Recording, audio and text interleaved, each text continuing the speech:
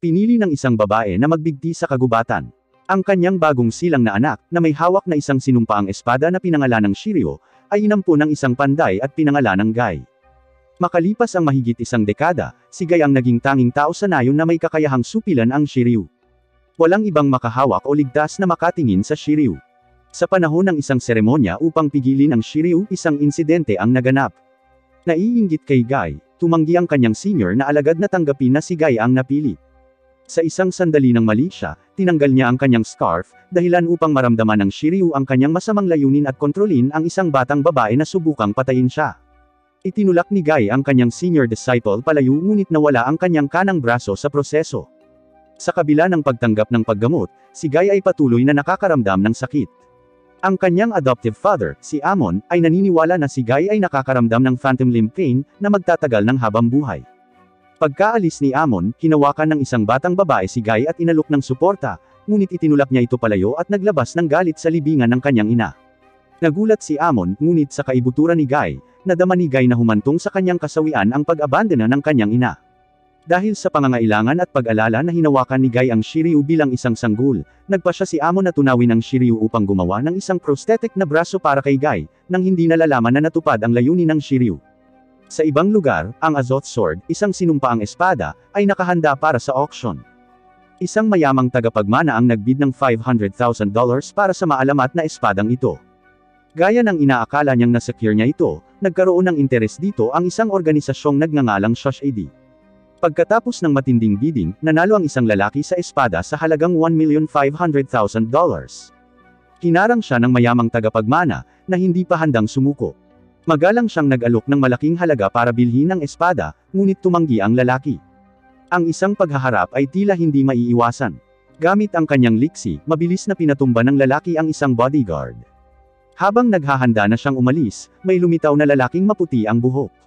Ito ay si Miura, ang dating commander ng organisasyon at may hawak ng Shoujin sword.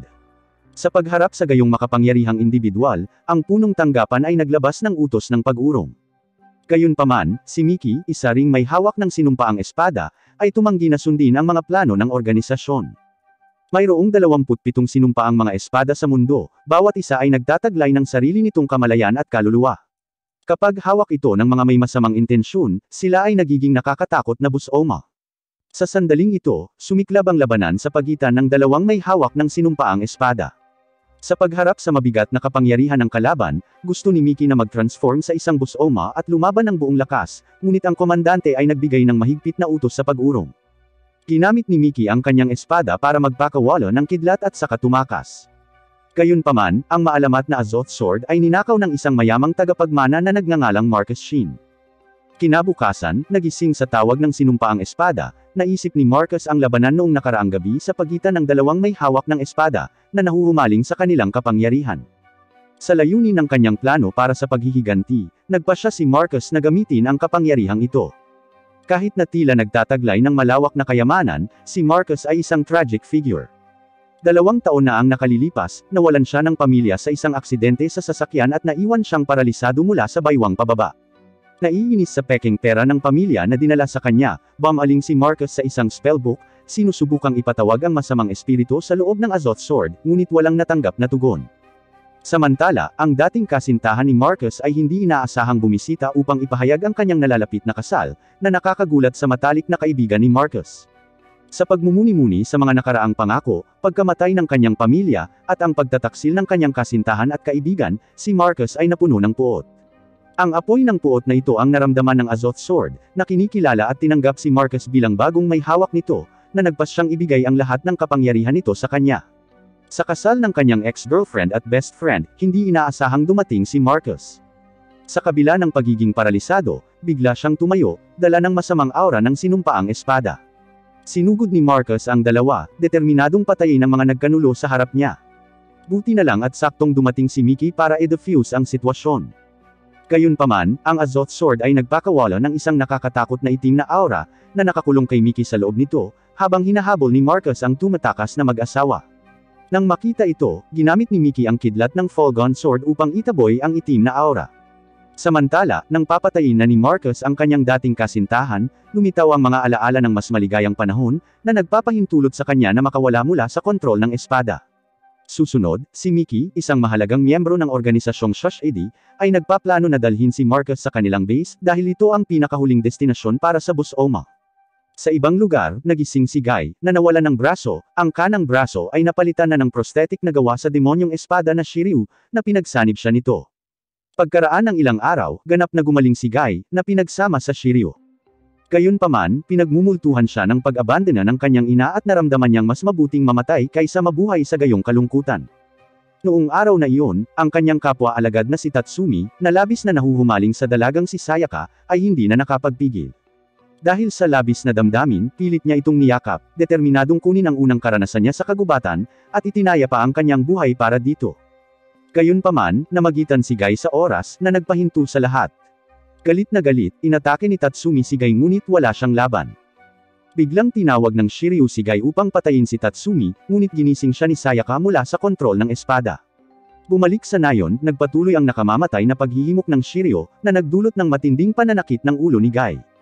Sa kabutihang palad, ang yakap ni Sayaka mula sa likod ang nagpatahimik sa boses ng Shiryu.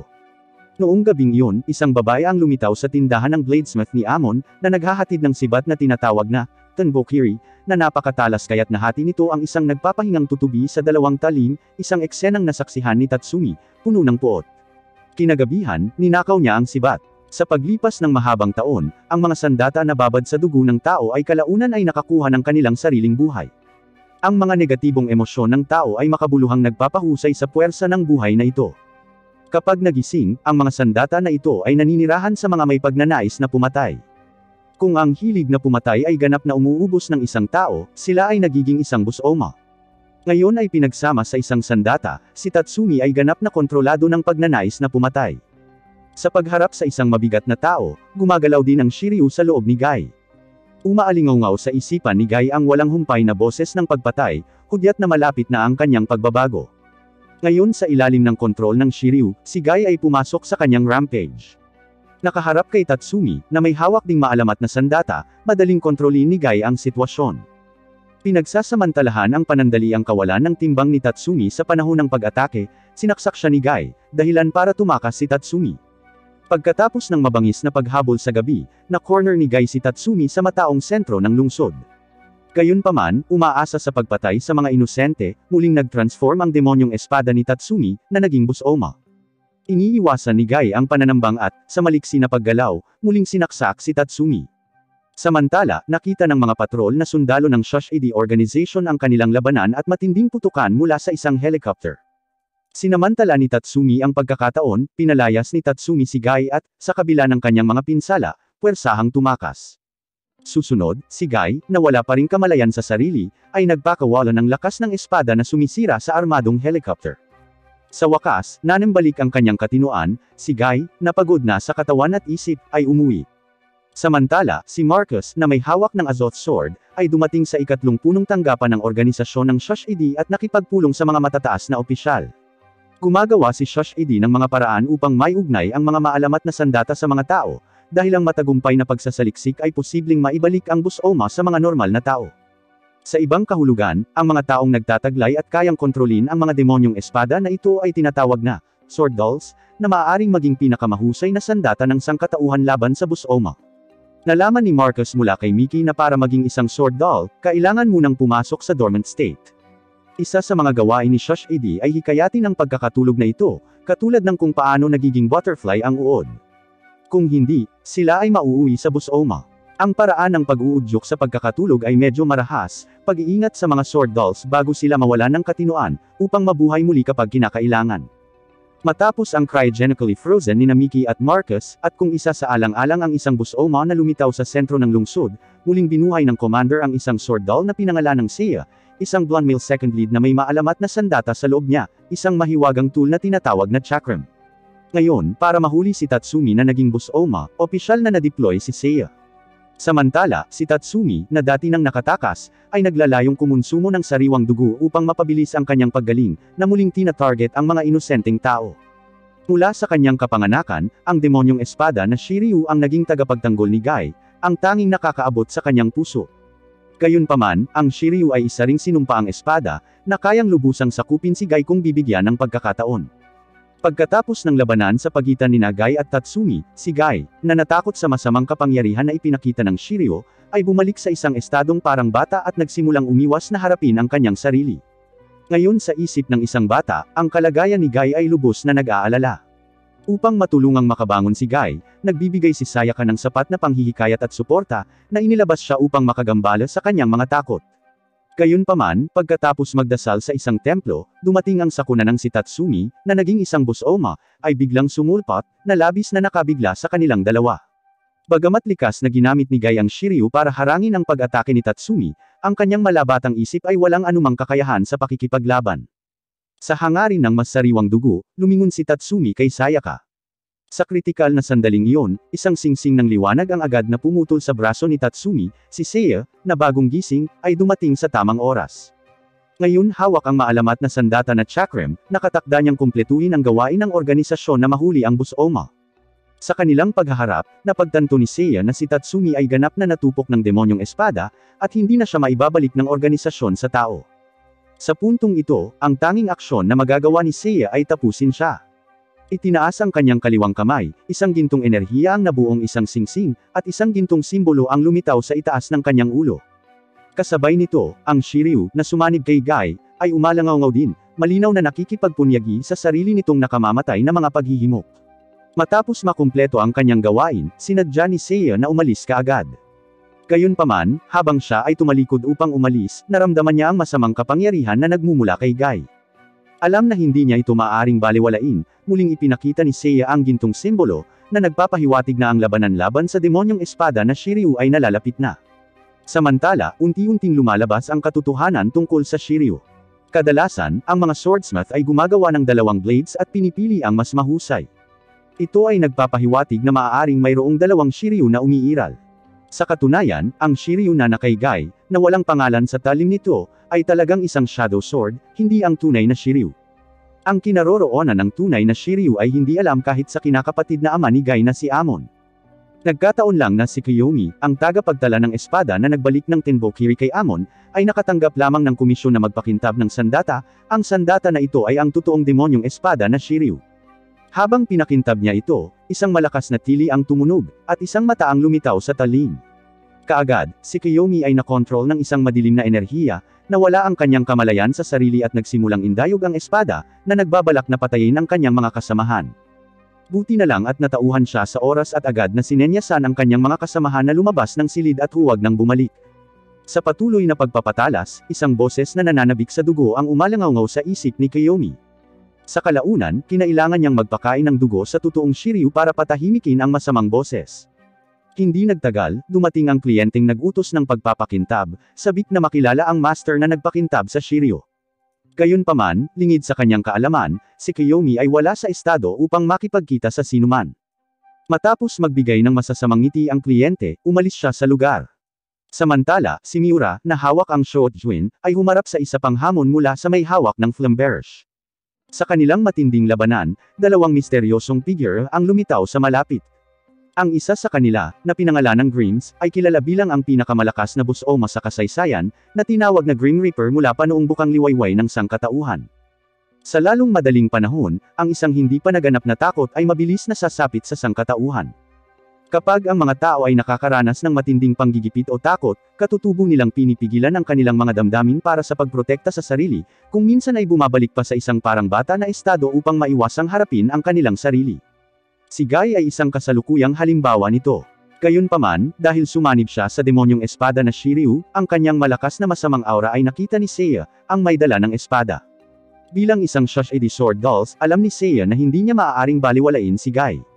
Pinatumba niya si Guy ng isang suntok. Nang makitang emosyonal na na-shutdown si Guy, pinayuhan siya ni Seiya na ang pagtakas sa sarili ay walang kabuluhan, at ang pagharap sa mga hamon ang tanging katotohanan. Kasabay nito, lumitaw ang isang monghe at dinala si Seiya sa kanyang dambana upang magtanong tungkol sa mga plano ng organisasyong Shoshide para kay Guy. Si Seiya ay tapat sa kanyang tugon, kung makontrol ni Guy ang kanyang sarili, ibabalik siya ni Seiya sa Shoshide. Gayunpaman, kung siya ay naging isang Busoma, agad siyang papatayin ni Seiya. Kahit na hindi nasisiyahan si Sayaka sa unilateral approach ni Seiya, hindi nagulat ang monghe. Dahil sa kanyang edad, nakasanayan na niyang makitungo sa iba't ibang tao, hindi lamang mula sa Shosh'edi kundi mula sa isa pang organisasyon na tinatawag na Gobi, na madalas na nakakasalamuhan ng monghe. Isang miyembro ng Gobi, na sumusubaybay sa isang busoma mula noong nakaraang araw, ay pansamantalang nananatili sa lugar na ito. Sa kanyang pananaw, ang diskarte ng Shosh'edi sa pakikipaglaban sa mga demonyo ay erehe. Naniniwala siya na ang pagtalo sa busoma sa pamamagitan ng pagsisikap ng tao ay ang matuwid na paraan, malinaw na sumasalungat sa paninindigan ni Seiya. Sa sandaling ito, isang laban ang tila ang tanging paraan upang matukoy ang katotohanan. Sa simula ng labanan, itinapon ng lalaki ang kanyang kahoy na patpat at ikinuyom ang kanyang kanang kamay sa isang kamao, gamit ang Gobi boxing technique na nagbuburro sa sarili at naglalagay ng banal na kapangyarihan sa isang kamao ng hustisya. Tinanggal niya ang kanyang kamiseta, na nagpakita ng malakas na aura, at mabilis na sinugod si Seiya, tumalon upang magbigay ng isang mabangis na suntok. Naramdaman ang lakas ng kanyang kalaban, nagpasya si Seiya na gamitin ang maalamat na sandata na chakram upang mabilis na tapusin ang laban. Gayunpaman, isang madilim na anino ang biglang lumitaw sa sandaling iyon. Nang makita ito, binato ito ni Guy. Tumalikod ang lalaki at naglakad patungo kay Guy, na naglalayong turuan ng leksyon ang nanggugulo. Sinusubaybayan ng lalaki ang isang busoma na nagtatago sa kanyang anino sa lahat ng panahon, naghihintay ng tamang sandali upang atakihin siya. Biglang naglunsad ang busoma nang hindi mabilang na kanay kay Guy. Ito ang nagudyok sa kumpletong paggising ng Shiryu sa loob ni Guy. Nagbago, tinusok ni Guy ang bungo ng busoma at agad itong hinati sa dalawa. Gayunpaman, hindi pa tapos ang labanan. Ang busoma, na nagmumula pa rin ng isang malakas na aura na nakamamatay, nagpaputok ng higit pang kanay, tumalon sa kalangitan upang itago ang sarili, at nagawang makatakas. Ngayon, interesado si Seiya na makita kung magiging busoma si Guy. Ito ay isang kritikal na sitwasyon para kay Guy, pinagsama sa Shiryu at nakaharap sa Shosh'edi. Sa kabutihang palad, sa gitna ng patuloy na pagtawag ni Sayaka, unti-unting nabawi ni Guy ang kanyang kamalayan sa sarili at nabawi ang kontrol sa kanyang katawan. Sa kabila nito, ayaw pa rin ni Seiya na pakawalan si Guy. Sa mahalagang sandali na ito, ang monghe ay namagitan, gamit ang iba't ibang hindi kanais na mga pamamaraan upang matagumpay na pigilan si Seiya, na binibili ng oras para kay Sayaka na kunin si Guy. Pagkaalis ni Guy at ng iba pa, bilang kabayaran, pumayag ang monghe na ibahagi ang ilang impormasyon kay Seiya tungkol sa background ni Guy at ang pinagmula ng demonyong espada na Shiryu.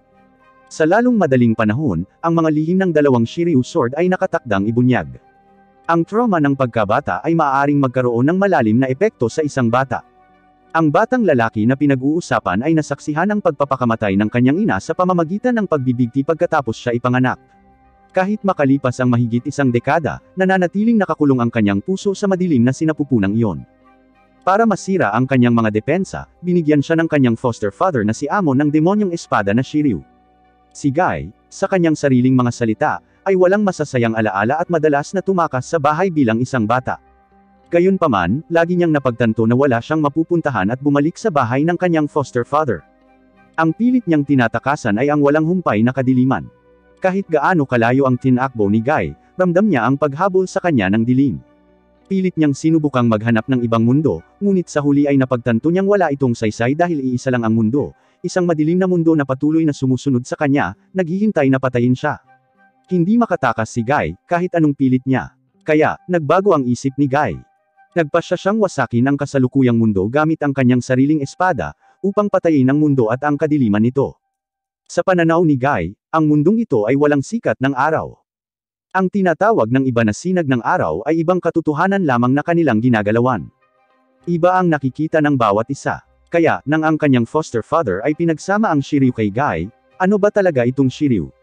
Ang armas na pinag-uusapan ay hindi ginawa ng mga tao ngunit ito ay nilikha ng isang dragon noong panahon ng Muromachi, sa isang dambana na malayo sa kabisera kung saan sinasamba ng mga tao ang mga sungay ng dragon. Isang alipin, na hinimok ng kabaliwan, at ang kanyang asawa ay naglalayong sakupin ng isang sungay ng dragon para sa kanilang sarili. Sa kanilang paglalakbay, binuksan nila ang kahon ng Pandora, naglabas ng nakakasilaw na gintong liwanag at isang napakalaking gintong dragon na pumasok sa katawan ng babae. Sa isang mabagyong gabi, nanganak siya ng isang bata na may mga sungay at kaliskis ng dragon. Sa takot, iniwan ng mag-asawa ang bata na hindi nagtagal ay nailigtas at kinuha bilang isang apprentice ng isang panday. Habang nagsasama sila, ang anak na babae ng panday ay umibig sa batang lalaki na may mga sungay ng dragon. Sa kanyang kamatayan, ipinagkatiwala ng panday ang kanyang anak na babae sa batang lalaki. Ipinagpatuloy ng panday na dragon ang negosyo at nang maglaon ay nagkaroon ng isang anak sa kanyang asawa, na walang mga katangian ng dragon. Ang katanyagan ng panday na dragon ay lumago, at ang isang general, nang marinig ang tungkol sa kanya, ay nagpadala ng mga utos para sa kanya na gumawa ng isang walang katulad na sandata. Naging maayos ang panday hanggang sa oras na para maihatid ang sandata. Iginiit ng general na ipakita ng panday ng dragon ang sandata ng personal. Sa kabila ng kanyang pagtanggi, kailangan niyang sundin ang utos. Mahuhulaan, nang makilala ng panday na dragon ang general, agad siyang inutusang tanggalin ang kanyang talukbong. Ang kanyang mala-dragon na hitsura ay ikinagulat ng lahat. Sa pag-aakalang isang halimaw ang pumasok sa kanyang nasasakupan, iniutos ng general na patayin siya at ang kanyang pamilya. Matapos mapatay ang kanyang asawa at anak, natuklasan na ang mga espada ay hindi maaaring makapinsala sa dragon na panday. Sa kalaunan, sumuko ang mga tao at itinapon siya sa malayong dagat. Gayunpaman, nakaligtas siya at lumangoy sa pampang. Ang panday na dragon ay nagtaka kung ang kanyang pag-iral ay labag sa kalooban ng Diyos. Sa pag-iisip tungkol sa kanyang nawawalang pamilya, gumawa siya ng isang nakakatakot na desisyon, sunugin ang mundo upang maging abo. Gumawa siya ng 2 demonyong espada na pinangalanang Shiryu. Tinapos niya ang sarili niyang buhay gamit ang Shadow Sword, habang pinugutan ng True Sword ang general. Pagkatapos, parehong nawala ang mga Shiryu, ngunit sila ay usap-usapan na lilitaw sa tuwing may makapangyarihang figure ang pinapatay. Ang nakakatakot na kwentong ito ang dahilan kung bakit ang Shiryu ay may nakamamatay na layunin. Ngayong alam na niya ang buong katotohanan, lubos na kinilala ni Seiya si Guy at nagpasyang hintayin ang kanyang pagbabalik sa bahay. Kinaumagahan, umuwi si Guy kasama si Sayaka. Dahil si Guy mismo ay nagnanais na pumasok sa ibang mundo, iniimbitahan siya ni Seiya na sumali sa Shoshide, sa paniniwalang ito ang pinakamahusay na pagpipilian para kay Guy. Samantala, isang maputi ang buhok na maharlika na kabataan ang malapit nang umalis sa kanyang bahay, at siya ang tunay na nagdadala ng Shiryu. Sa wakas ay nagising ang lalaking nagyelo sa loob ng 16 na taon. Matapos makumpleto ang gawain ng organisasyon na alisin ang Busoma, dinala muna niya si Guy sa kanyang lumang tahanan. Lumipas ang maraming taon, at ang kanyang minamahal, na naghihintay sa kanya, ay hindi nakatulad. Sa isip niya, hindi siya umalis, na nagpapahiwatig na ang kanyang mental na estado ay may kapansanan. Nang pumunta siya sa kusina, sinamantala ni Seiya ang pagkakataon na ihatid si Guy sa labas at ipinaliwanag kung bakit siya umalis sa bahay. Bilang mga sword dolls na may mga maalamat na armas, hindi maiiwasang maging Busoma sila balang araw. Upang maantala ang pagbabagong ito, ang kanilang organisasyon ay nag-cryogenically freeze sa kanila, pagpapatulog sa kanila sa yelo hanggang sa kanilang kapangyarihan ay kailangan muli. Upang maiwasang maging Busoma at saktan ang kanyang minamahal, pinili ni Seiya na umalis. Sa panahon ng cryosleep, hindi siya tumatanda, at huminto ang oras para sa kanya, ngunit hindi para sa kanyang minamahal. Tahimik niyang sinuportahan ang desisyon nito nang hindi nagtatanong tungkol sa Shoshide, nagtitiwala sa kanya kung kailan abandonahin ang karamihan ng gayong halimaw. Gayunpaman, palagi siyang naghihintay sa kanya. Para makabawi, nagpasya si Seiya na paalisin pansamantala si Guy para mag-isa kasama ang kanyang minamahal. Habang naglalakad si Guy sa labas, isang pagtatanghal na kinasasangkutan ng mga espiritu ng espada ang nakakuha ng kanyang pansin. Ito ay isang mapagkumpetensyang pagpapakita ng isang laro ng sword spirit. Sa panahon ng kaganapan, lumitaw sa screen ng isang asul ang buhok na batang babae na nagngangalang Midoriko. Bilang isang nangungunang katunggali sa mga larong panlaban, wala pang nakatalo kay Midoriko sa laro. Gayunpaman, ginawa nitong nakababagot at walang saysay ang kanyang buhay. Sa isang restroom break, nilapitan siya ng lalaking kalaban niya kanina. Nagpasalamat ang lalaking nakabe-spectacle kay Midoriko dahil 1 taon na ang nakalipas, muntik na itong magpakamatay. Sinisi siya ng kanyang mga kasamahan sa mga problemang may kinalaman sa trabaho, kaya napilitan siyang magbitiw. Ngunit isang araw, nakita niya sa TV ang laban ni Midoriko, na nagpasigla sa kanyang interes at nagbigay sa kanya ng pag-asa na hindi naman masama ang mundo. Dahil sa inspirasyon, nakahanap siya ng bagong trabaho at kinilala si Midoriko para sa kanyang pagbabalik. Sa kasamaang palad, walang pakialam si Midoriko sa pag-amin ng fan at pinagalitan pa siya dahil sa kanyang isang panig na damdamin. Kinagabihan, pauwi, nakasalubong muli ni Midoriko ang lalaking nakabe-spectacle. Nabigo sa kanyang pagpupursige, si Midoriko, na dismayado na sa buhay, ay marahas na inatake siya, na nagbago mula sa kanyang inosenteng imahe ng babae. Ang tunay na pagkilos ng pananalakay na ito ay nagpasigla sa kanya ng higit kaysa sa paglalaro. Gayunpaman, hindi ito matiis magpakailanman ng lalaking may salamin sa mata at nagsimulang lumaban, paulit-ulit na hinampas si Midoriko nang walang anumang intensyon na huminto, kahit na nangangahulugan ito na iwan siyang bagbog at maga. Noon lang, lumitaw ang kalahok na nakipaglaban kay Miura, ang may hawak ng flamberge. Nilamon ng apoy ang katawan ng tao habang ang flamberge ay lumipad sa gilid ni Midoriko at ginabayan siya upang kunin ito at lumaban. Gamit ang flamberge, si Midoriko ay maaaring maging isang nilalang na higit sa tao. Ang mga inosenteng bystanders ay pinatay ni Midoriko na kontrolado ng flamberge. Nakatuon lang siya sa pagsira sa lahat dahil hindi nakakasawa ang ganoong buhay. Sa kabutihang palad, dumating si Guy sa tamang oras at nag-transform kaagad, ginamit ang kapangyarihan ng demonyong espada na Shiryu para labanan si Midoriko. Samantala, napansin sila ng punong tanggapan ng Shoshide at agad na inutusan si Seiya na mag-reinforce. Napagtanto ni Midoriko na hindi siya mananalo, tumakas siya.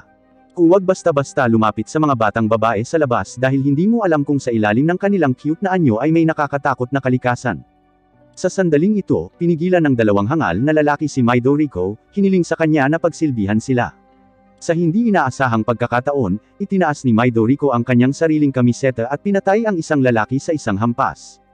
Ang lalaking tumakas ay nagsimulang sumigaw para humingi ng tulong, ngunit muling nagpakawala ng apoy si Midoriko at ginawa siyang abo. Susunod, dalawang inosenteng bystanders ang nasa panganib, ngunit sa kabutihang palad, dumating si Guy sa oras upang harangan ang pag-atake. Biglang sumigaw ang isang batang lalaki na may puting buhok sa pangalang Shiryu, na ikinagulat ni Guy. Habang tinanong ni Guy kung sino siya, inatake ni Midoriko si Guy gamit ang isang kutsilyo ngunit tumakas pagkatapos ng ilang palitan. Isang lalaking may hawak na demonyong espada ang lumabas mula sa umaatungal na apoy. Ang taong ito ay ang dating commander ng Shoshide, si Miura, na sumira ng ilang tangke sa isang hampas lamang ng kanyang espada, ang Shojin. Nang makitang hindi kayang talunin ng mga puwersa ng tao si Miura, ang isang helicopter ay nag-deploy ng isang espesyal na unit ng makina. Muling naglaslas si Miura, ngunit sa pagkakataong ito ay madaling naharang ang kanyang pag-atake. Pagkatapos ay inilabas ng mga mekanikal na unit ang kanilang mga espada at nakipagbakbakan kay Miura, ngunit mabilis silang natalo sa loob ng ilang segundo. Sa kritikal na sitwasyon, ang responsibilidad na alisin si Miura ay natural na nahulog sa isa pang demonyong may hawak ng espada. Nang dumating si Guy at ang isa pa sa larangan ng digmaan, ang mga hukbo ng tao ay napatay na ni Miura, na nanatiling hindi nasaktan at hindi pa nagagamit ang kapangyarihan ng Busoma.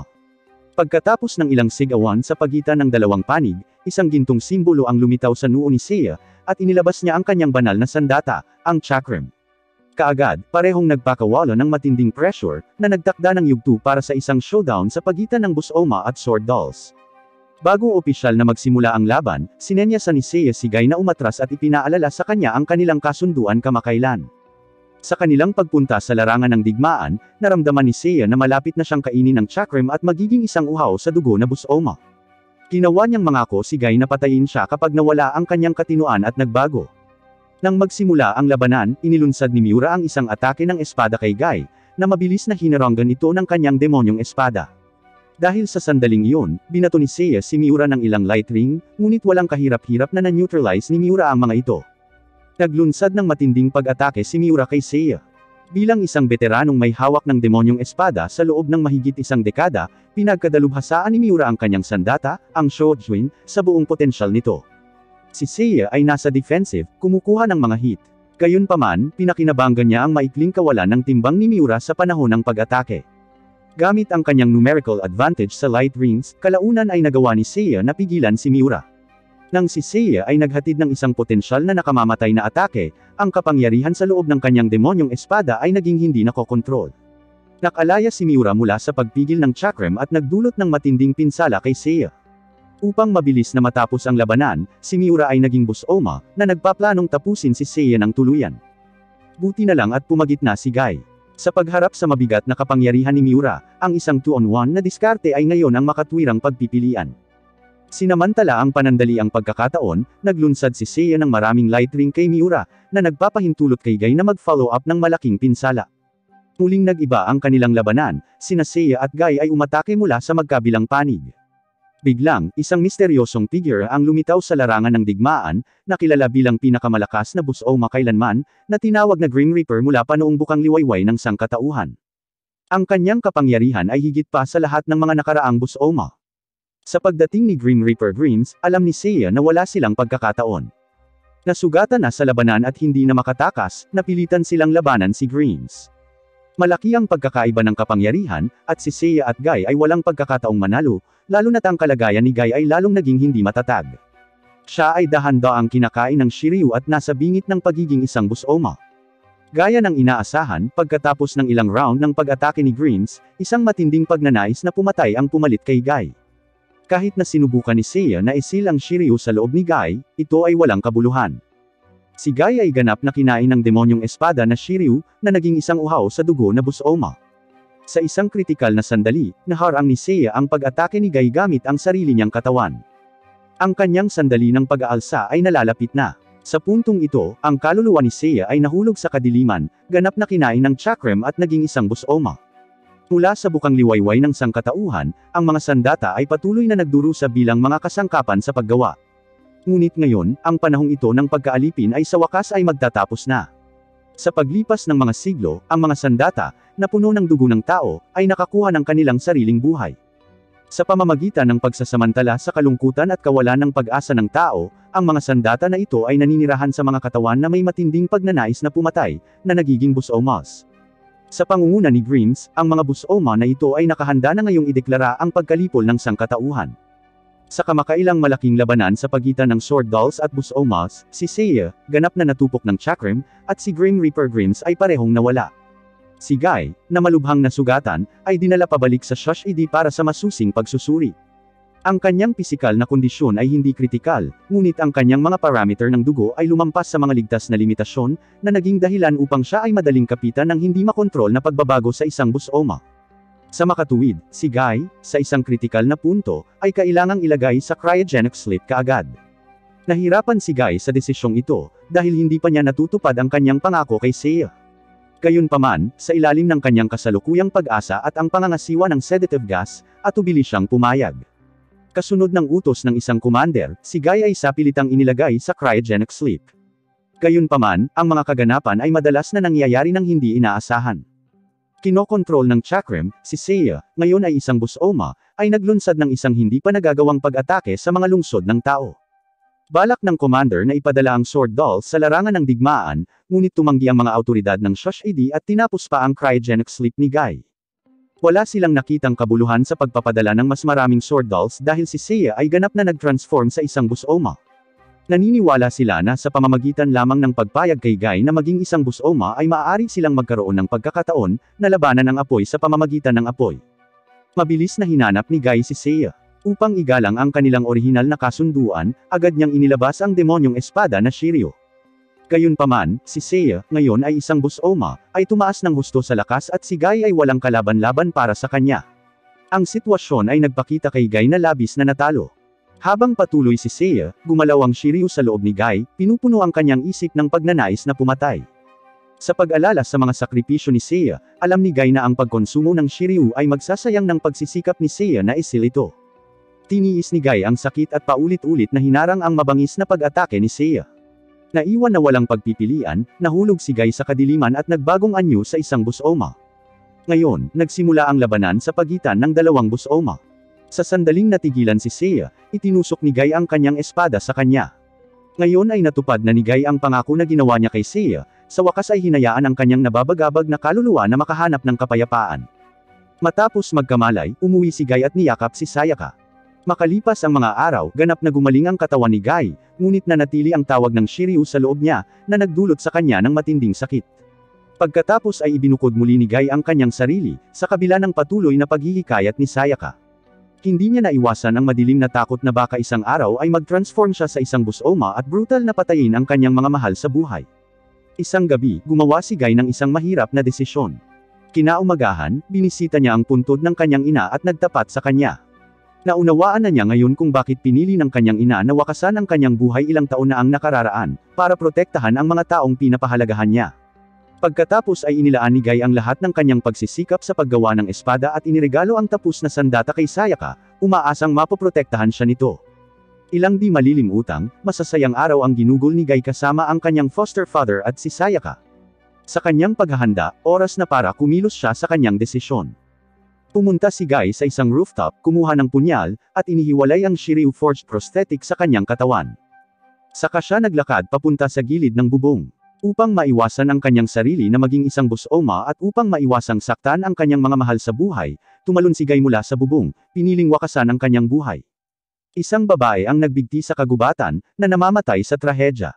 Makalipas ang ilang taon, ang kanyang anak, na nauunawaan ang lalim ng kanyang sakripisyo, ay sumunod sa parehong landas. Ang eksenang ito ay nasaksihan ni Sayaka, na nahimatay sa gulat. Sa kabutihang palad, lumitaw ang isang lalaki na nagngangalang Kazumo at iniligtas ang nagpakamatay na binata. Pagkaraan ng ilang araw, ganap na gumaling ang binata, si Guy. Ngayon, gusto siyang bigyan ng kanyang tagapagligtas ng isang regalo, isang prosthetic na gawa sa kahoy.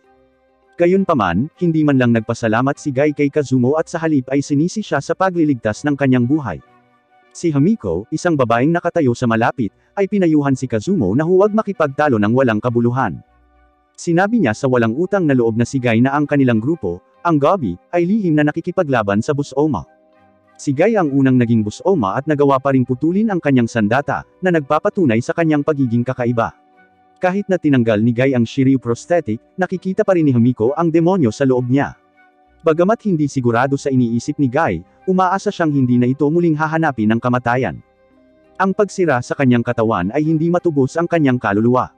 Upang matupad ang kanyang mga hiling, kailangang mabuhay si Guy na parabang patay na siya, na tuluyang paksain ang demonyong nasa loob niya. Ang konseptong ito ng pamumuhay na parang patay ay ang esensya ng organisasyong Gobi at ang kanilang kasanayan, ang Hollow Kenpo. Ang martial arts event ngayong araw ay unti-unting ay lahad kung ano ang hinahabol ng Gobi. Mula sa nagpapatuloy na tunggalian, maliwanag na ang kanilang layunin ay lumaban hanggang sa tabla, pantay na pag-atake at pagdepensa. Ito ang kakanyahan ng Hollow Kenpo, hindi ito tungkol sa mga totoong draw kundi tungkol sa pagmamasid sa mga galaw ng kalaban at pagsabayin sa kanila, na umabot sa isang estado ng kawalan. Si Hamiko ang pangalawang tao sa 300 taong kasaysayan ng organisasyon na nakabisado ang kakanyahan na ito. Noong 9 na taong gulang si Hamiko, ang kanyang ama, ang dating pinuno, ay naniniwala na natanto niya ang tunay na diwa at ibinigay sa kanya ang hiyas na kumakatawan sa pamumuno ng angkan. Mula noon, naabot ni Hamiko ang estado ng kawalan, at naging tinatawag ng mga tao na buhay na Buddha.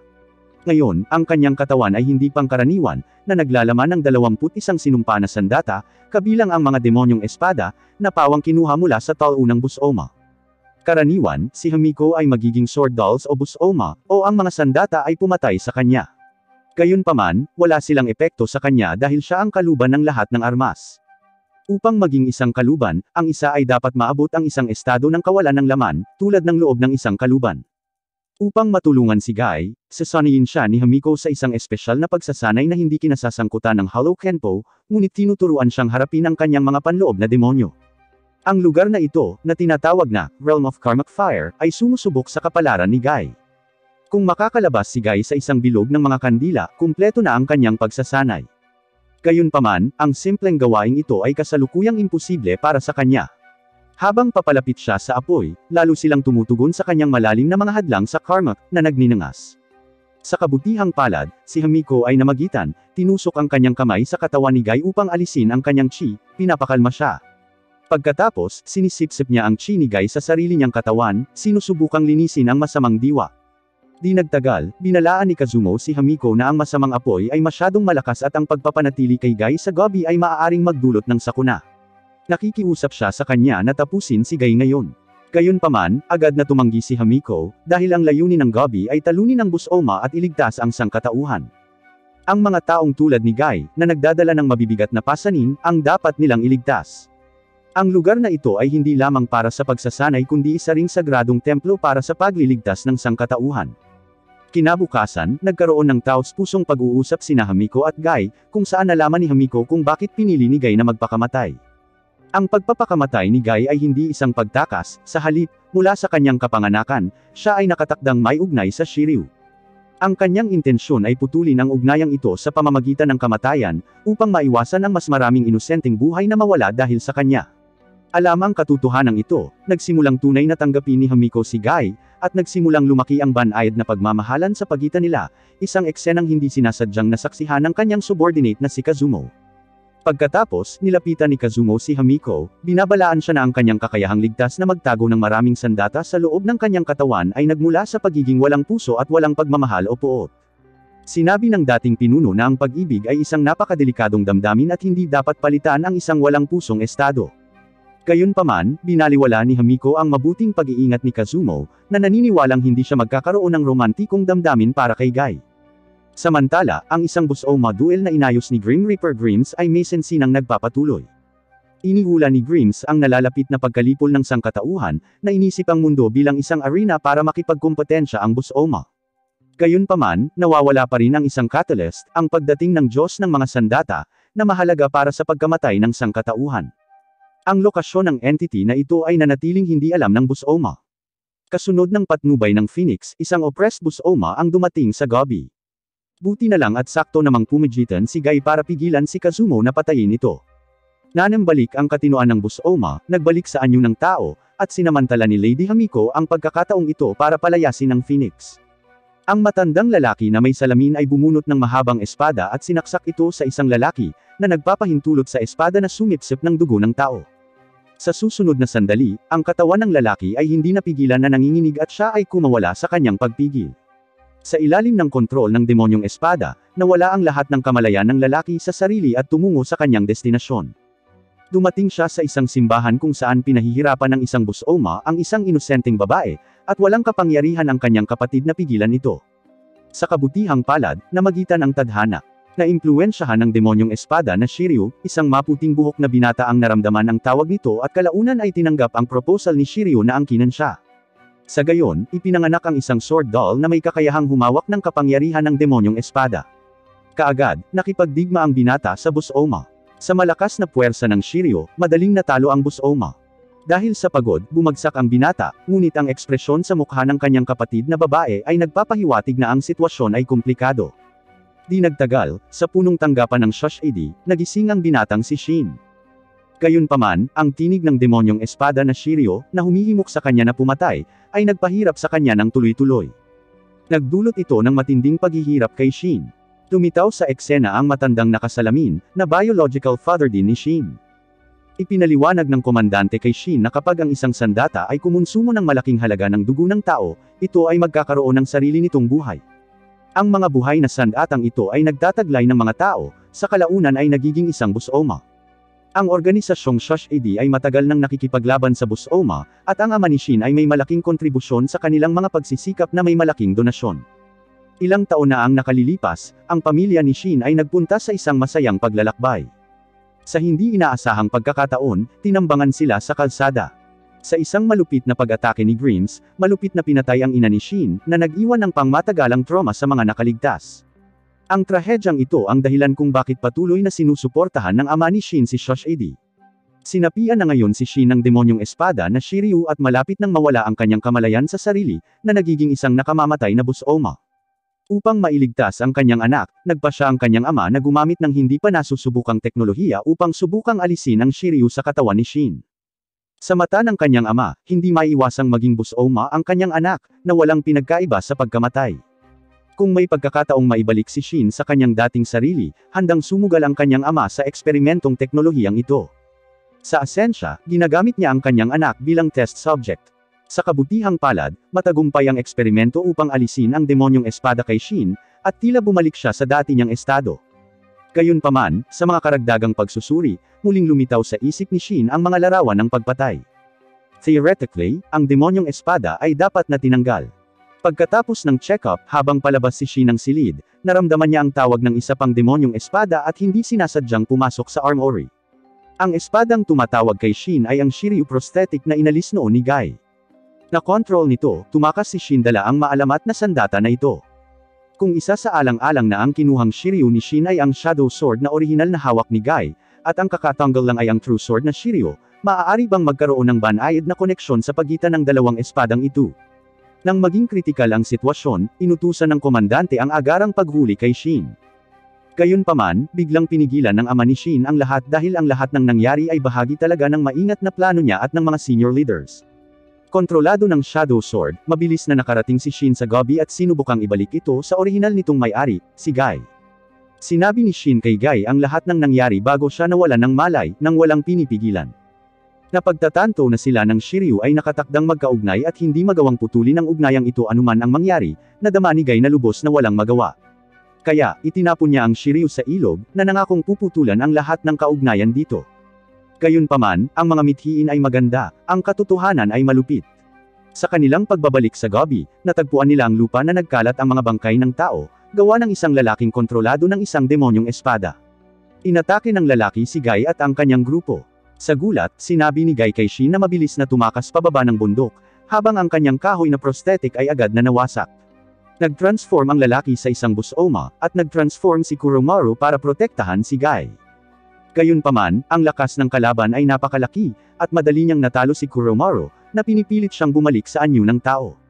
Sa kritikal na sandali, dumating ang mga miyembro ng Gobi sa oras upang palibutan ang Busoma, at sa ilalim ng utos ni Kazumo, sinubukan nilang gumawa ng barrier spell. Sa kabila ng kanilang mga pagsisikap, napatunayang walang saysay ang mga pamamaraan ng tao laban sa mabangis na pag-atake ng Busoma. Isinasaalang-alang ang sitwasyon, sa lahat ng nasa panganib na mapatay ng Busoma, at ubiling humingi ng tulong sa Shiryu si Guy.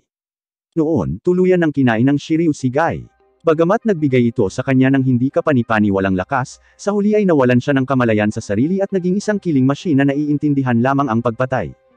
Sa isang iglap, natalo ni Guy si Kazumo at pagkatapos ay nawala kasama ang tumatakas na Busoma. Dumating sa pinangyarihan ang huli na pinuno, si Hamiko, na naguguluhan sa mga pangyayari. Ano ang maaari niyang gawin ngayon? Sa isang tingin pa lang ay paralisado na ang binata. Pagkatapos, sumambulat si Guy na may masamang aura, na nagdulot ng pagkalito kay Kuromaru. Kasunod nito, isang driver ng truck, na nakakita kay Guy mula sa likuran at kontrolado ng Shiryu, ang sumakay. Sa pag-aatubili na pagtugis ni Kuromaru, nagtungo sila sa mataong sentro ng lungsod. Nang marating nila ang mataong kalye, ang driver na ngayon ay walang malay ay agad na humawak ng bakal at sinimulang salakayin ang mga tao sa paligid niya. Ang iba ay tumakas sa gulat, ngunit bago sila makalayo, sila rin ay nakontrol at naging walang isip, na pumatay ng mga zombie. Sa ilalim ng impluensya ng masamang kapangyarihang ito, ang malalim na masamang hangarin sa loob ng sangkatauhan ay pinakawalan, na naglubog sa buong lungsod sa nakakatakot na kaguluhan. Kasabay nito, isa pang lungsod ang inatake ng Shojuen. Nagpasya ang Shoshide na magpadala ng sword dolls para lumaban. Tatlong may hawak ng espada ang nagising mula sa cryogenic sleep upang harapin ang Busoma. Sa kasamaang palad, sa kabila ng pagiging tagadala ng espada, sila ay higit na mahina kaysa sa ganap na binigyan ng kapangyarihan na Busoma. Kahit na ginamit nila ang lahat ng kanilang kakayahan at nagpakawala ng malalakas na sword moves, hindi sila tugma para sa Shojuen. Sa kabutihang palad, sa sandaling iyon, si Commander Kyoko ng Shoshide ay nagpaputok ng isang espesyal na bala sa kalaban. Nang ma-inject ang gamot, agad na nawala ng lakas sa pakikipaglaban ang Busoma. Ito ay isang espesyal na sandata na sadyang idinisenyo para sa Busoma. Maaari nitong ihiwalay ang demonyong espada sa taong tinitirhan nito. Si Miura, na minamanipula ng Shojuen, sa wakas ay nanimbalik ang kanyang pakiramdam at nakilala ang babae sa kanyang harapan, na kanyang biological na anak. Iyon ang una nilang pagkikita sa loob ng 16 na taon. Napakapit si Kyoko sa kanyang ama, ngunit ang kanilang masayang sandali ay maikli. Dumating ang mga sundalong tao at inutusan si Kyoko na mabilis na lumayo kay Miura. Sa kabutihang palad, ipinaliwanag niya na gumamit siya ng isang espesyal na gamot upang maibalik ang kamalayan ng kanyang ama, na nagpababa ng mga armas ng mga sundalo. Sa kanilang paglalakbay pabalik sa organisasyong Shoshide, maraming dapat sabihin si Kyoko sa kanyang ama, ngunit biglang nagbago ang mga pangyayari. Nakatanggap ang mga sundalo ng mga tagubilin mula sa mga nakatataas sa organisasyon, kaya huminto sila sa isang desyerto na lugar. Kahit na si Miura ay wala na sa ilalim ng kontrol ng Shojuen, nakita pa rin siya ng pamunuan ng Shoshide bilang isang dating taksil sa organisasyon. Sa mga autoridad, si Miura, na nakakaalam ng maraming lihim ng Shoshide, ay hindi maaaring payagang mabuhay. Nang wala ng pagpipilian, kinailangan ni Kyoko at Miura na lumaban. Sa kabutihang palad, bilang isang commander, si Kyoko ay walang problema sa pakikitungo sa ilang mga sundalo. Gayunpaman, si Miura, dahil sa pagkakagapos, ay hindi nakaiwas sa putok ng mga sundalo. Habang sinusuri pa lang ni Kyoko ang kanyang mga sugat, bigla siyang sumenyas na mabilis siyang lumayo. Ang tinaguriang gamot para sa paglaban sa Busoma ay nagkaroon lamang ng pansamantalang epekto at hindi talaga maihihiwalay ang demonyong espada sa host nito. Ang Shojuen, nang mabawi ang kontrol, malamig na tumalikod at ipinagpatuloy ang kanyang pagpatay. Naiwan, hindi natupad ni Kyoko ang kanyang pangarap na muling makasama ang kanyang ama. Samantala, ang Grim Reaper, si Grims, ay tuwang-tuwa sa panunood ng sangkatauhan na patungo sa pagkawasak sa gitna ng mga hiyawan ng takot at kawalan ng pag-asa. Kinilala ni Grims si Guy, na kinokontrol ng demonyong espada na Shiryu, bilang ang maalamat na Armored God. Ngunit ito ba talaga ang kaso? Naniniwala si Grimes na ang isang hindi pa naganap na takot para sa sangkatauhan ay malapit nang dumating. Walang makakapigil sa pagsulong ng Armored God. Ang mahihina at walang magawang mga tao ay hindi maiwasang hindi makalaban sa kanilang nakatakdang pagkawasak. Noong bata pa siya, nasaksihan niya ang isang nakakakilabot na eksena kung saan ang kanyang magiging madrasta ay brutal na pinatay ang kanyang biolohikal na ina upang tumaas ang kanyang katayuan. Kahit na sinabi ng bata sa kanyang ama ang kanyang nakita, itinuring ito ng lahat bilang isang kalokohan ng isang bata. Walang nagseryoso sa kanyang sinabi. Sinamantala ang kalungkutan ng ama, mabilis na naging madrasta ang babae. Nagtanim ito ng binhi ng puot sa puso ng bata. Ang batang babae na may maikling buhok sa malapit ay lubos na nakiramay habang siya rin ay lumaki sa isang pamilyang puno ng puot. Ang isa pang batang babae ay nagdala din ng hindi matanggal na trauma ng pagkabata. Ang dahilan kung bakit magkasama ang tatlong bata ay dahil sila ay mga paksa ng SHD research. Sila ay tinurukan ng kakanyahan na hinango mula sa mga sandata na may buhay, na binago ang mga ito ng higit sa tao. Ang mga pulse areas na kanilang isinuot ay maaaring makaapekto sa mga astrocyte ng tao. Ang mga bata ay nanatiling normal na makatwiran, ngunit ang pag-alis ng mga pulse areas ay naging mga halimaw na pinapatay ng likas na hilig. Gayunpaman, hindi sila ganap na busoma. Patuloy na sinuportahan ng SHD ang lalaki para isulong ang kanyang pananaliksik. Ang mga bata ay naging paksa, pangunahin dahil sa kanilang mga trahedya na nakaraan. Ang kanilang kaligtasan ay hindi batay sa pag-ibig, ngunit sa malalim na pagkamuhi, isang kinakailangang kondisyon para sa mga eksperimento. Ang puot ay nagsilbing tulay sa pagitan ng mga tao at busoma. Upang maiwasan ng mga bata na makalimutan ang kanilang galit sa mahabang pananatili sa ospital, madalas na muling binubuksan ng lalaki ang kanilang emosyonal na mga sugat. Pagkalabas niya ng control room, may lumabas na babae. Siya ay isang busoma na kontrolado ng isang demonyong espada. Pagkatapos ay pinatay ni Midoriko ang isang nurse, sinuot ang kanyang uniforme, at inakit ang isang bata na nagngangalang Rie. Hindi nagtagal, nakarating sa kapatid niya ang balitang kinidnap ang kapatid niyang si Rie.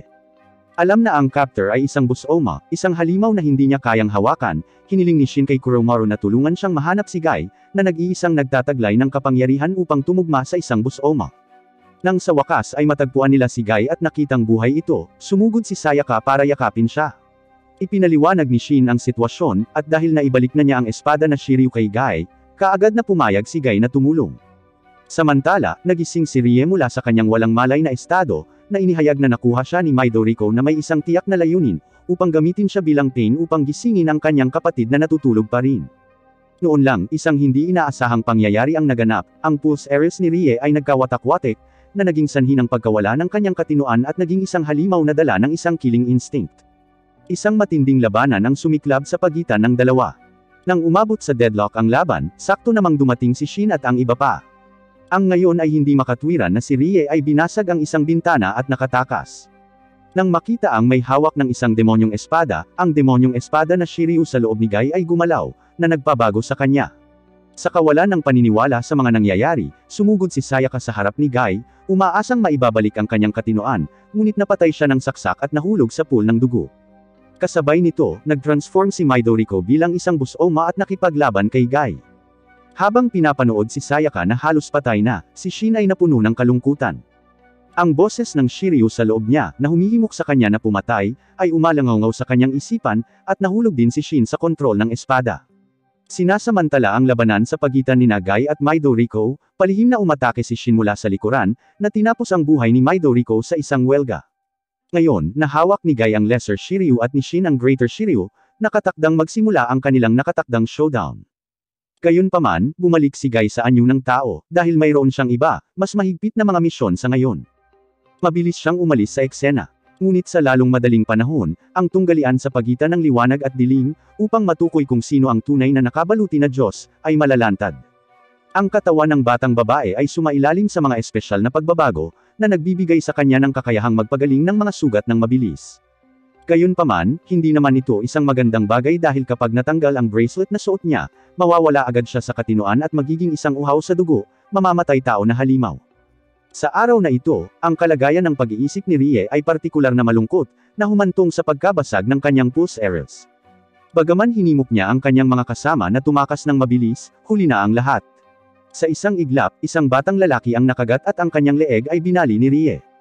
Isa pang batang babae ang nawala sa kanyang katinoan dahil ang kanyang bracelet ay nagkawatak-watak din, ngunit bago siya ganap na mag-transform sa isang halimaw, siya ay marahas na pinatay ni Rie. Ang doktor sa likod ng mga eksena ay nagulat at mabilis na kumuha ng sandata mula sa isang drawer, ngunit ang mga ordinaryong baril ay hindi epektibo laban kay Rie. Sa huli, nakatagpo ng doktor ang kanyang sariling pagkamatay. Habang pinapanood ang pagkamatay ng doktor, dahan-daang naalala ni Rie ang mga pangyayaring naganap, na pinupuno siya ng matinding kalungkutan. Si Shin, nahuli nang dumating at nakita ang dalawang bata na nakahiga sa mga pool ng dugo, nagkamali sa pag-akala na ito ay gawa ng isang busoma. Sa pagmamadali upang mahanap ang kanyang kapatid na si Rie, sinundan ni Shin ang bakas ng dugo palabas ng ospital. Si Guy, na nadala ng halimuyak ng dugo at patayan, ay natagpuan din si Rie na nagbagong anyo bilang isang halimaw. Sinubukan ni Rie na lumaban ngunit napabagsak siya ni Guy.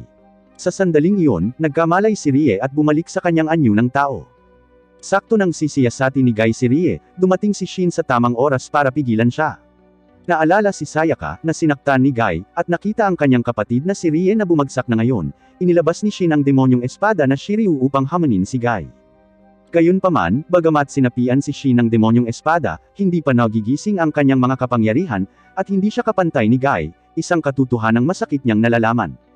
Samantala, nagkamalay si Rie at, sa ayaw niyang mawala ang kanyang katinoan at mapahamak muli ang kanyang mga mahal sa buhay, tumakbo siya patungo sa kagubatan. Pagkatapos ay tinalikuran ni Shin ang ideya na labanan si Guy at agad siyang sinundan. Gayunpaman, sinadyang iwasan ni Rie ang kanyang kapatid, kaya hindi ito madaling mahanap. Bukod dito, si Shin ay nasa isang mapanganib na posisyon, dahil bago pa man, haharapin niya ang kaunos-lunos na kapalaran ng pagpatay sa kanyang sariling kapatid na babae. Gayunpaman, ang mismong sitwasyong ito ay makagigising sa buong kapangyarihan ng demonyong espada na Shiryu sa loob niya. Ang kapatid na babae ay naging isang mamamatay tao na halimaw, na hindi alam ng kanyang kapatid. Kasabay nito, isang busoma ang lumitaw sa lungsod, na naghahanap ng paghihiganti sa mundo para sa pagkawala ng nag-iisang kaibigan. Nang dumating si Shin, na may hawak na demonyong espada na Shiryu, nakilala siya ng busoma Kuromaru at bumalik sa anyo ng tao. Upang makuha ang katapatan ng binata, naglunsad si Shin ng isang pandiwang pag-atake, na nag-aalok ng tunay na pagkakaibigan. Patuloy niyang manipulahin si Kuromaru, na sinasabi sa kanya na para mailigtas si Guy, kailangan niyang talunin siya ng mabilis, dahil si Guy ay nasa ilalim ng kontrol ng isang halimaw. Ang tanging paraan para matulungan si Guy ay talunin ang demonyong nagmamay-ari sa kanya. Gayunpaman, ang mga motibo ni Shin ay puro personal. Wala siyang tunay na intensyon na iligtas si Guy, ngunit walang kamalay-malay si Kuromaru at nahulog siya sa panlilinlang ni Shin. Samantala, sa Shoshidai Command Center, may napansin ang nangungunang brass tungkol sa ama ni Shin, si Mat-Oba. Palihim niyang pinakialaman ang isang gamot na binuo ng Shoshidai na nilayon upang kontrahin ang busoma. Sa una, ang gamot ay tila binabawasan ang pagiging demonyo sa busoma, na ginagawa silang mukhang tao sa mga sukatan. Gayunpaman, ang malademonyong kalikasan ay tataas ng malaki pagkatapos, pinapanatili ang isang mataas na antas, na epektibong kumikilos bilang isang catalyst para sa busoma. Naniniwala si Mat-Oba na kinakatawan ng busoma ang kinabukasan ng sangkatauhan, na, umaasa sa mga sandata para sa kaligtasan at pag-unlad, ay magsasama-sama sa mga sandata na ito, isang lohikal na ebolusyon na humahantong sa pagsilang ng busoma. Sa paglilingkod sa sangkatauhan sa loob ng maraming taon, napagpasyahan ni Mat-Oba na ang sangkatauhan ay dinapuan ng isang sakit na walang lunas, na pinangungunahan ng mga walang kwentang emosyon tulad ng pagkalito, sakit, kalungkutan, at takot. Ang pagiging isang busoma, ani niya, ay ganap na magpapalaya sa sangkatauhan. Ang kanyang mga radikal na pananaw ay natural na hindi katanggap-tanggap sa pamumuno. Nakalulungkot, hindi lamang sila ay walang kapangyarihan laban kay Mat-Oba, ngunit sila ay pinaslang din ng mga mamamatay tao na kanyang ipinadala. Sa ibang lugar, si Guy, ngayon ay isang busoma, ay nakipagdigma sa isa pang busoma. Sa kabila ng buong pagsisikap ng kalaban, wala silang laban sa bagong anyo ni Guy. Si Hamiko, ang pinuno ng Gobi, na dumating sa oras, ay nakadama ng panganib. Una niyang kinuha ang dalawahang baril na busoma at sinipsip ang mga ito sa kanyang sarili.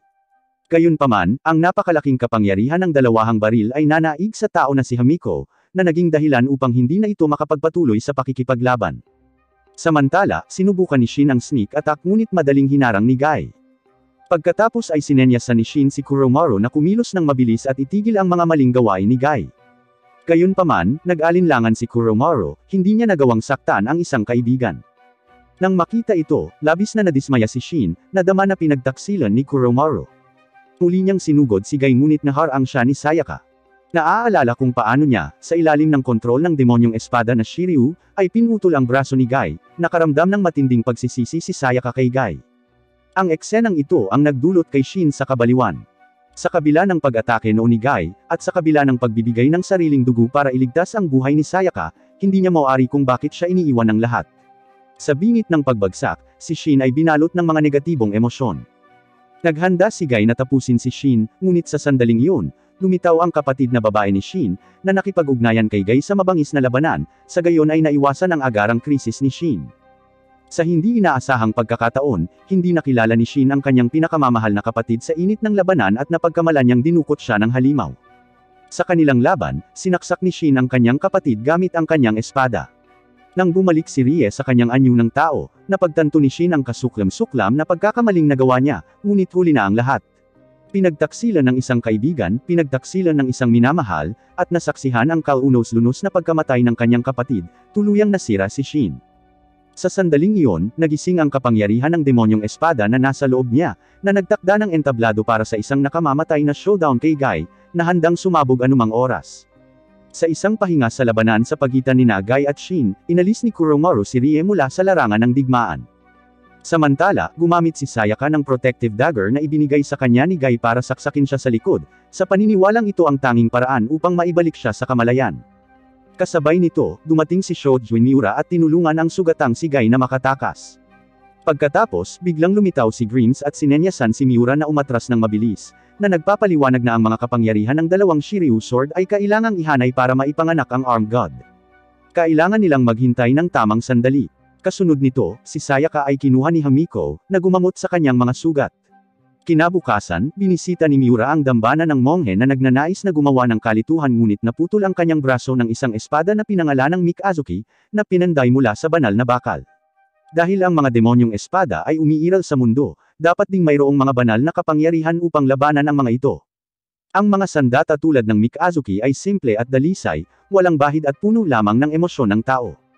Natural, ang pagnanais ni Miura na pumatay ay hindi katumbas ng kadalisayan ni Mikazuki. Bagamat natalo si Miura sa tunggalian, hinigop niya si Mikazuki sa kanyang katawan at pinuntahan si Grims.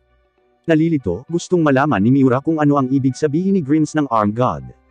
Si Grims, gayunpaman, ay nag-aatubili na magsabi pa at, nang maramdaman ang pag-aalinlangan ni Miura na pumatay, tinapos ang kanyang buhay sa isang stroke. Samantala, pumunta si Shin sa punong tanggapan ng Shoshide, kung saan ang mga dahilan sa likod ng mga aksyon ng kanyang ama ay malapit ng ibunyag. Lumalabas na pinatay ni Grims ang ina ni Shin, na nagtanim ng takot at puot sa Busoma sa ama ni Shin. Upang maunawaan kung ano ang Busoma, nagsimula siyang makisama sa organisasyong Shoshide. Gayunpaman, hindi nagtagal ay napagtanto niya na habang mas nalaman niya ang tungkol sa Busoma, mas hindi niya maitatanggi ang kanyang nararamdaman. Nagsimula siyang humanga sa Busoma dahil sa kanilang purong karahasan at malakas na presensya. Sa paniniwalang ang pinakamagandang pagmamahal na maiaalay niya sa kanyang mga anak ay ang gawing Busoma ang mga ito, nakita niya ang potensyal ni Shin at ng kanyang kapatid na si Rie. Ang kaunos-lunos na pagkamatay ng kanilang ina ay nagbunga na ng puot sa kanila. Bagamat nabigo ang eksperimento upang artificial na gawing Busoma si Rie, nakatulong pa rin ito sa pamamagitan ng paghimok kay Shin sa mas malalim na kawalan ng pag-asa at pagsira sa kanyang pag-asa bilang tao, na humantong sa kanya na maging isang Busoma at pinalaya siya mula sa mga kahinaan ng espiritu ng tao. Ngayon, wala nang makapagpalungkot kay Shin, kahit ang pagkamatay ng kanyang ama. Sa kabilang banda, si Guy, na bumalik sa anyo ng tao, ay nakaranas ng kakaibang landas. Hinanap niya si Hamiko, hinihiling na patayin siya kaagad, ngunit tumanggi si Hamiko. Pagkatapos nito, nag-usap sina Guy at Sayaka hanggang sa harapin sila ni Shin, sinaksak si Guy at pilit na dinadala si Sayaka. Nang magising si Guy, sa kabila ng pagsisikap ni Hamiko na pigilan siya, determinado siyang iligtas si Sayaka. Atubili, ginagamot ni Hamiko ang kanyang mga sugat. Pagkaalis ni Guy, nakita ni Hamiko ang kanyang sarili na umiiyak ng hindi napigilan habang ang mga demonyong espada sa loob niya ay hindi nakaselyo. Ang daming espada na kaya niyang bitbitin ay dahil sa kanyang kalupitan at detachment, ngunit ang kanyang bagong natuklasang damdamin para kay Guy ay nangangahulugan na wala na siyang kapangyarihang panatilihing selyado ang mga espada. Sa wakas, mahigpit na hinawakan ni Kazumo si Hamiko habang magkasama silang humarap sa kamatayan. Pagkatapos ng mahabang paghihintay, sa wakas ay sumiklab ang showdown sa pagitan ni Shin at Guy, isang labanan sa pagitan ng liwanag at anino upang matukoy ang tunay na Armed God. Habang matindi ang laban nila, si Grims, na kanina pa nanunood, ay labis na nanas, dahil si Shin o si Guy ay hindi naging sandata, na kinakailangan para maipanganak ang Armed God. Nang makita ang kanilang nagtatagal na emosyon ng tao, na magitan si Greens, sinubukang patayin si Sayaka sa kanilang presensya. Pinilit ng pagkilos na ito sina Guy at Shin na magsanib puwersa laban kay Greens. Gayunpaman, ang kapangyarihan ni Greens ay kakilakilabot, at hindi nila maaaring talunin siya nang hindi naging Busoma. Sa isang kritikal na sandali, si Rie, na mahimalang nakaligtas sa mga nakaraang pagsubok, at si Kuromaru ay tumulong sa kanila. Para pigilan si Greens sa pagpatay sa kanilang mga mahal sa buhay, si Shin at Guy ay nagbagong anyo bilang Busoma at ginawaran siya ng isang nakamamatay na atake. Handang isakripisyo ni Greens ang kanyang buhay para sa pagsilang ng Armed God, ngunit hindi niya pinansin ang isang mahalagang punto. Manalo man si Shin o Guy, ang pagsasama ng dalawang Shiryu swords ay tatawagan pa rin ang Armed God, na humahantong sa sangkatauhan tungo sa pagkawasak.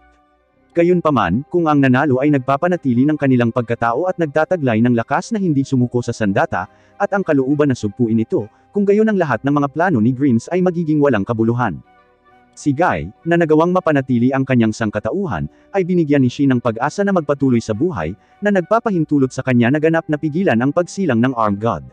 Kaya, ang anime na Sword Guy ay umabot sa conclusion nito. Kung nagustuhan mo ang anime na ito, mangyaring mag-like, mag-subscribe at mag-comment para sa iba pang content tulad nito. Salamat sa panunood.